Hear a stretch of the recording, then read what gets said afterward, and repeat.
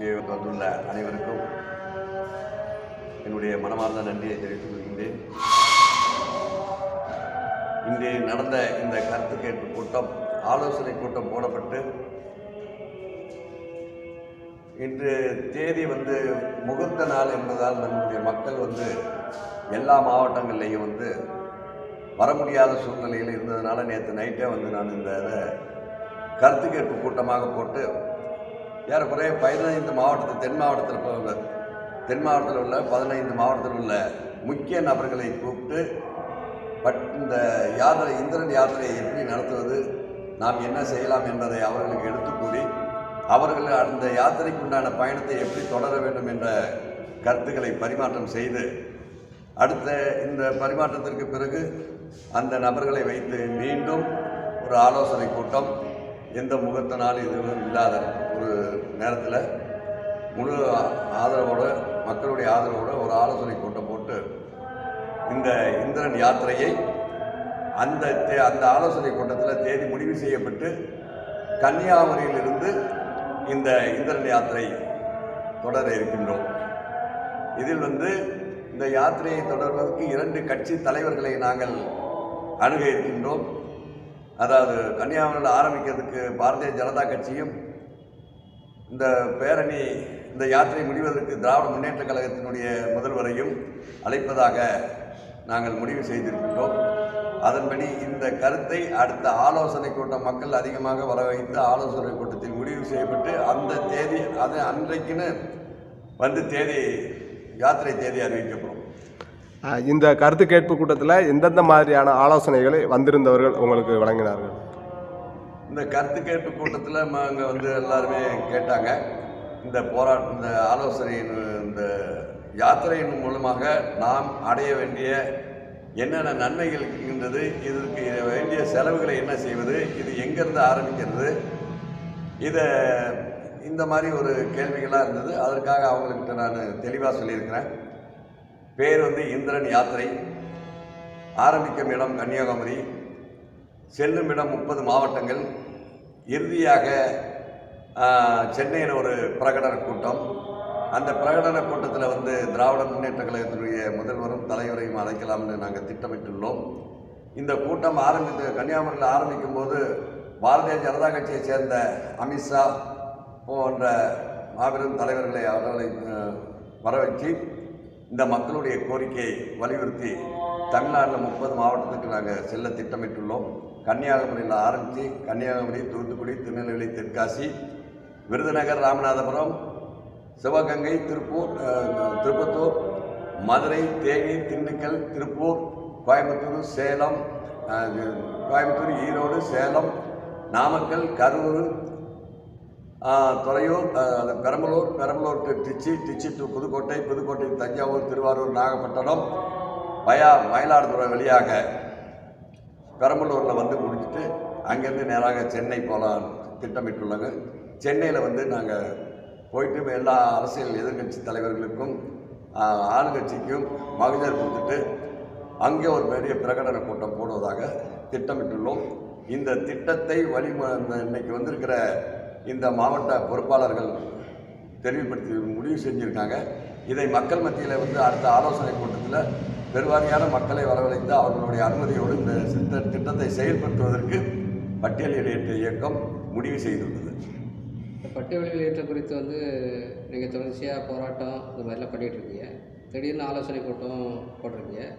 இதை தேவேந்திர குல வேளாண் சங்கத்தை சேர்ந்த பெரிய அமைப்புகளும் இதை பேசுகிறாங்க. நீங்களும் அதை பேச வேண்டிய அவசியம் இல்லை.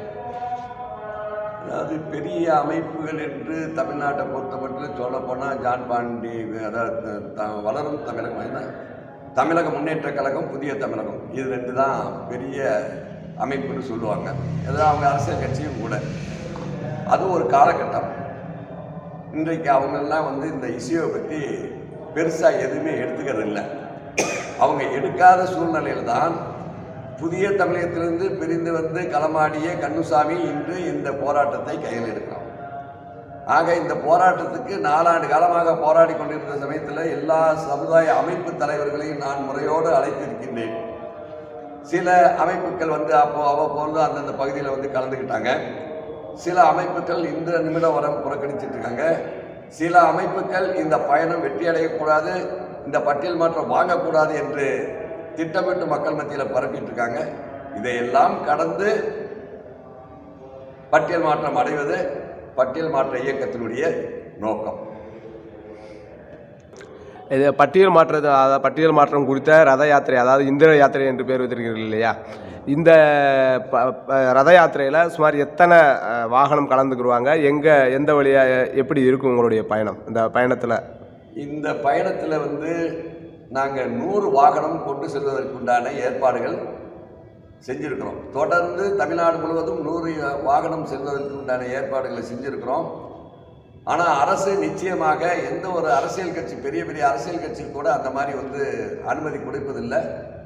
மினிமம் 100 வாகனம் பர்மிஷன் கொடுத்தாங்கன்னா 100 வாகனத்தோடு செல்வோம்.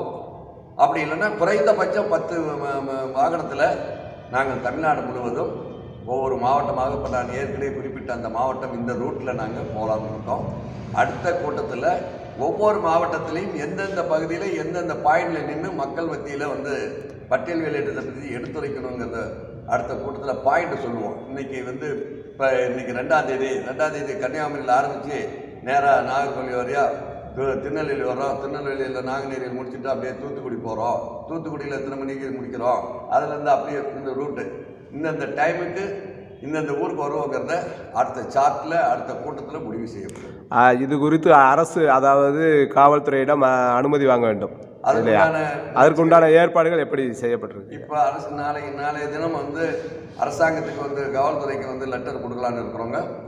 காவல்துறை நிச்சயமாக அனுமதிக்கும் என்று நான் கருதுகின்றேன். அப்படி அனுமதி மறுக்கப்படுமையானால் நாங்கள் கோர்ட்டில் ரிட் அட்மிட் ஆகி பர்மிஷன் வாங்குவோம். இதற்கான எழுச்சி மக்களிடம், தேவேந்திர குல வேளாளர் மக்களிடம் இதற்கான எழுச்சி இருக்கும் என்று நம்புகிறீர்களா? நான் பிறந்த இந்த தேவேந்திர குல சமுதாயத்தினுடைய மக்களுடைய மனநிலையை நாடி பிடிச்சு பார்த்தவன். நான் 15 வருடமாக மக்களோட மக்களாக இருந்து பயணம் பண்ணவன். திடீர்னு நான் தலைவராக வரல, நான் பெரியதாக வரல. மக்களோட மக்களாக நான் பயணித்தவன். இந்த சமுதாயத்துக்காக பல தியாகங்களை பண்ணியிருக்கிறேன், அடிபட்டிருக்கிறேன், உதப்பட்டிருக்கிறேன். தென் மாவட்டத்தில் என்ன தெரியாத யாரும் இருக்க முடியாது. இன்றைக்கி வந்திருக்கவங்கெல்லாம் இன்றைக்கி எனக்கு பின்னால் வந்த தம்பிகள்லாம் நான் பயணம் பண்ணும்போது சிறு பிள்ளைகளாக இருந்தவங்க இன்றைக்கி தலைவராக வந்திருக்காங்க. உள்ளபடியே நான் பெருமைப்படுறேன். அதனால் மக்களுடைய மனநிலை, இந்த மக்களை பற்றி எனக்கு நன்கு தெரியும். ஸ்டார்டிங் பாயிண்ட் தான் இந்த மக்கள்கிட்ட கொஞ்சம் குறைவாக இருக்கும். வண்டி ஸ்டார்ட் ஆகிடுச்சுன்னா அந்த மக்களை கண்ட்ரோல் பண்ணுவதற்கு யாராலையும் முடியாது. பட்டியல் மாற்றம் என்ற பெயரில் திரு கந்தசாமி அவர்கள் நீண்ட நெடுங்காலமாக இதை வைத்து வேறு மாதிரியான வேலைகள் பார்க்கிறார் என்ற ஒரு குற்றச்சாட்டு, அதை நீங்கள் எப்படியா பார்க்குறீங்க? பட்டியல் மாற்றம் என்ற பெயரை சொல்லி வேறு மாதிரியான வேலைன்னா எனக்கு ஒன்றுமே புரியல. அதான் நீங்கள் கொஞ்சம் தெளிவுபடுத்தினீங்கன்னா அதுக்கு நான் விளக்கம் கொடுப்பேன். அதாவது இது பாஜகவை முன்னிறுத்துவதற்காக இந்த மாதிரியான வேலைகளை பார்க்கிறார் அப்படின்ற மாதிரி ஒரு குற்றச்சாட்டு சமூக வலைதளங்களில் பாஜகவினுடைய பினாமியாக செயல்படுறாருன்னு கூட இன்றைக்கி காலையில் கூட 2 சகோதரர்கள் போட்டிருந்தாங்க. நான் அதை வருத்தப்படலை. எல்லாருமே ஒரு சமுதாயம், ஒரு அரசியல் கட்சியை சார்ந்தவங்க தான். நான் பேசிக்கலி நான் தொழிற்சங்கவாதி. எனக்குன்னு ஒரு லட்சியம் இருக்குது. என்னுடைய தனிப்பட்ட லட்சியம், கொள்கை, கோட்பாடுகளை தூக்கி எறிந்துவிட்டு என் சமூக விடுதலைக்கு, என் சமூகத்துக்கு யார் நல்ல செய்கின்றார்களோ அவர்கள் பின்னால் செல்வதற்கு கந்தசாமி தெளிவாக இருக்கின்றான். அதன் அடிப்படையில் ஏறக்குறைய 50 ஆண்டு 60 ஆண்டு காலமாக பெயர் மாற்றத்துக்கும் பட்டியல் மாற்றத்துக்கும் போராடிய இந்த மக்களுக்கு தெளிவு கிடைக்கல திராவிட கட்சிகள் ஆண்ட இந்த நாட்டில். ஆனால் இப்பொழுது எடப்பாடி காலத்தில் ஒரு கமிட்டி, கன்சராஜா வர்மா கமிட்டி போட்டாங்க. அந்த கமிட்டியின் மூலமாக பெயர் மாற்ற தேவேந்திர குல வேளாளர் என்ற பெயர் மாற்றத்துக்கு மட்டும் அந்த கமிட்டி ரெக்கமெண்ட் பண்ணுச்சு. இந்தியாவில் எந்த ஒரு சாதிக்கும் ஒரு சாதி பெயரை பாராளுமன்றத்தில் வச்சு, மேல் சபையில் வச்சு, ஜனாதிபதி கையொப்பமிட்டு கெசட் வெளியானதா இதுவரைக்கும் எந்த இந்தியாவில் எங்கேயுமே வரலாறு கிடையாது. 60 ஆண்டு காலமாக போராடி இருந்தாலும் இந்த சமூகத்தினுடைய தேவேந்திர குல வேளாளர் என்ற பெயரை பாரதிய ஜனதா கட்சியை சார்ந்தவர்கள் பாராளுமன்றத்தில் 39 பாராளுமன்ற உறுப்பினர்கள் தமிழ்நாட்டை சேர்ந்த திராவிட முன்னேற்ற கழகத்தை சார்ந்த எம்பிக்கள் இருந்த போதிலும் அதை கையில் எடுக்காத சூழ்நிலையில் பாரதிய ஜனதா கட்சியை சார்ந்த வட இந்தியாவில் உள்ள பாராளுமன்ற எம்பிக்கள், தமிழ்நாடு எங்கே இருக்குன்னு கூட தெரியாத எம்பிக்கள்லாம் அங்கே உட்கார்ந்துட்டு தமிழ்நாட்டில் இந்த மாதிரி ஒரு சமுதாயம் இருக்குதா, ஆகவே அந்த சமுதாயத்தினுடைய கொள்கை கோட்பாடு கலாச்சாரம் கட்டமைப்பை அறிந்து தெரிந்து புரிந்து பாராளுமன்றத்தில் இந்த இதுக்கு ஒப்புதல் வாங்கினது. அதற்கு முழு முயற்சி பண்ணது பாரத பிரதமர் மோடி அவர்களும், உள்துறை அமைச்சர் அமித்ஷா அவர்களும், நிதி அமைச்சர் நிர்மலா சீதாராமன் போன்றவர்களும் இதுக்கு முழுக்க முழுக்க பாரதிய ஜனதா கட்சி இந்த தேவேந்திர சமுதாயத்தை உலகளவே பறைசாற்றிய அந்த ஒரே காரணத்திற்காக நான் பாரதிய ஜனதாவில் ஒரு உறுப்பினராக இருந்து கொண்டு நான் இந்த பயணத்தை தொடர்றேன். ஆனால் பாரதிய ஜனதாவில் நான் மெம்பராக இருந்தாலும் கூட என் சமூகம் என்பது முதலிடம், ரெண்டாவது தான் கட்சி. என் சமூக விடுதலையான பிறகு நான் பாரதிய ஜனதாவில் நேரடியாக இறங்கி நான் களமாடுவேன். அதில் எல்லளவும் சந்தேகம் இல்லை. ஒவ்வொரு மனிதருக்கும் அரசு ஊழியர்கள்லாம் வந்து கட்சியில் இருக்கக்கூடாதுன்னு சொல்லுவாங்க. அரசு நான் வந்து 97 நான் தொழிற்சங்கத்தில் இருந்தபோது நான் மீடியாவில் நான் பேட்டி கொடுப்பேன். அப்போ வந்து எங்களுடைய நிர்வாகம் கேட்டது, நீங்கள் ஒரு கவர்மெண்ட் எம்ப்ளாயி, நீங்கள் எப்படி வந்து அரசியல் கட்சியில் பேட்டி கொடுக்குறீங்கன்னு. எனக்கு ஓட்டு போடுற உரிமை எங்கே இருக்குதோ அப்போ ஒரு கட்சிக்கு தான் நான் ஓட்டு போடுறேன். அப்போ அந்த கட்சியை சார்ந்தவன் தான் அர்த்தம். அதனால் வந்து நான் வந்து இந்த மக்களுக்காக நான் போராடுறேன். இது வந்து அரசியல் கட்சிக்காக நான் போராடுறேன், சமூக விடுதலைக்காக நான் போராடுறேன்னு 97 சொன்னேன். அதை தான் இப்பயும் சொன்னேன்.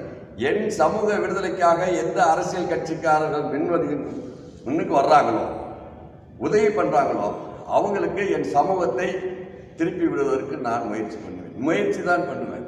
கட்டளை இட முடியாது. அதாவது வேண்டுகோள் வைப்பார், ஐயா நமக்கு இதை செஞ்சு கொடுத்தாங்க, அதை நீங்கள் அவங்களுக்கு பிரதிபலனா நம்ம ஏதாவது செய்யுங்க, பின்னால் நம்ம இன்னும் நிறைய பேர் அனுபவிக்க முடியும் அப்படின்னு சொல்லத்தான் முடியும். என்ன அந்த அடிப்படையில் நான் முன்கூட்டியே ஒரு வழிகாட்டுதலாக நான் வந்து மோடிஜி அவர்கள், அமித்ஷா அவர்கள் பாராளுமன்றத்தில் பாரதிய ஜனதா கட்சி பாராளுமன்ற உறுப்பினர்கள் செய்த அந்த நன்றி கடனுக்காக நான் பாரதிய ஜனதா கட்சிக்கு அவர்கள். ரெண்டாவது என்னன்னா, நாளைக்கும் இந்த பட்டியல் மாற்றத்தை முடித்து கொடுக்க வேண்டிய இடத்தில் இருக்கக்கூடியது பாரதிய ஜனதா கட்சி. இது 4 வருஷத்துக்கு முன்னதாகவே வந்து பாரதிய ஜனதா கட்சி இந்த தமிழ்நாட்டில் இருக்கிற தேவேந்திர குல வேளாளர் சமுதாயம் வந்து பட்டியலிருந்து வெளியேற வேண்டும், ஆகவே உங்களுடைய ஆலோசனையும் உங்களுடைய ஒப்புதலையும் எங்களுக்கு அளிக்க வேண்டும் என்று மத்திய அரசு மாநில அரசுக்கு நோட்டு போட்டிருக்காங்க. ஆனால் இந்த நிமிடம் வரையிலும் மாநில அரசு அதை செவி சாய்க்காமல் அந்த கோப்பு வந்து கிடப்பில் கிடக்குது. அதை எடுத்து கொண்டுட்டு வர்றதுக்காக தான் இந்த பேரணி. மக்களுடைய எழுச்சி, மக்கள் சக்திக்கு முன்னால் எந்த சக்தியும் எவனாலும் எந்த கொம்பனாலும் எதுவும் செய்ய முடியாது என்பதை எடுத்துரைப்பதற்காக தான் இந்த ரத யாத்திரை.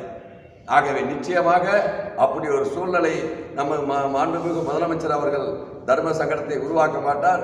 நான் நாங்கள் ரத யாத்திரை போகும்பொழுது நிச்சயமாக அதை முதலமைச்சர் இதை வந்து பரிவோடு கனிவோடு தெளிவோடு முடிவெடுத்து பட்டியல் மாற்றத்துக்கு அனுமதி கொடுப்பார் என்ற நம்பிக்கையோடு பயணத்தை தொடர்கின்றோம். இந்த பட்டியல் மாற்ற இயக்கம் சார்பாக வந்து தொடர்ச்சியாக போராட்டிட்டு இருக்கீங்க. 2024க்குள் பட்டியல் வெளியேற்றம் கிடைத்துவிடணும் நீங்கள் தான் சொல்லியிருக்கீங்க. உண்மையே இன்றைக்கி 2025 நீங்கள் தான் சொல்லணும். இது ஏற்கனவே இந்த கேள்வி கேட்டாங்க. நான் வந்து அன்றைக்கு என் மக்கள் மீது இருந்த நம்பிக்கையில் 2023 டிசம்பர் 31க்குள்ளாக பட்டியல் மாற்றம் அடைந்தே தீர்வோம் என்ற ஓப்பன் சேலஞ்சு ஒரு மீட்டிங் கூட விடாமல் நான் சொல்லிட்டு வந்தேன். காரணம் என்னன்னு கேட்டீங்கன்னா, அன்றைக்கு அரசாங்கம் தெளிவாக, மத்திய அரசு தெளிவாக இருந்தது. மாநில அரசு எந்த நிமிடத்தில் வந்து அந்த கோப்பை அனுப்பிச்சாலும் உடனடியாக பாராளுமன்றத்தில் வைக்கப்பட்டு ஜனாதிபதி ஒப்புதலோடு மாற்றம் செய்வதற்கு தயாராக இருந்தது. ஆனால் மாநில அரசு அது பின்வாங்கிட்டது. மாநில அரசுக்கு அழுத்தம் கொடுப்பதற்கு மக்கள் வந்து தயாராக இல்லாத காரணத்தினால் அந்த டிசம்பர் 31 2023க்குள் முடிய வேண்டிய வேலை இப்பொழுது தள்ளி போய்விட்டது. ஆனால் 2026க்குள் பட்டியல் மாற்றம், அது மாநில அரசாக இருந்தாலும் சரி மத்திய அரசாக இருந்தாலும் சரி, பட்டியல் மாற்றம் முடித்து கொடுக்கவில்லை என்று சொன்னால் தேவேந்திரனுடைய அரசியல் நிலைப்பாடு வேறு மாதிரி இருக்கும் என்பதை சூசகமாக நான் இந்த நேரத்தில் சொல்லிக் கொள்கின்றேன். தங்களுடைய இந்திரன் யாத்திரை பயணமானது வெற்றிகரமாக அமைய ஊடகம் சார்பாக எங்களுடைய மனமார்ந்த வாழ்த்துக்கள் ஐயா. நன்றி, ரொம்ப நன்றி. எங்களுடைய கருத்துக்களை மக்கள் மத்தியில் எடுத்து சொல்லக்கூடிய டிகேவி ராஜா, சமர் டிவி, வீரத்தமிழர் போன்ற சோசியல் மீடியா அனைவருக்கும், உங்களுடைய நேயர்களுக்கும் பட்டியல் மாற்ற இயக்கத்தின் சார்பாக மனமார்ந்த நன்றியை தெரிவித்துக் கொள்கின்றேன். நன்றி, வணக்கம். நன்றி ஐயா.